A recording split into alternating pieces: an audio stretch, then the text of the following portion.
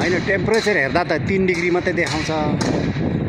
डिसिसनले चिसोसँग के सिलेटोले नै बढी खराब गर्ने रहेछ हिउँ भन्दा पनि।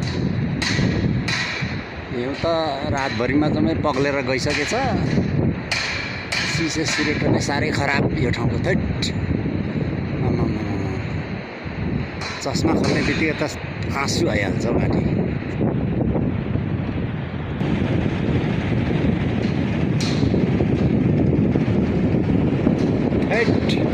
कति चिसो हो हावा पनि आमा।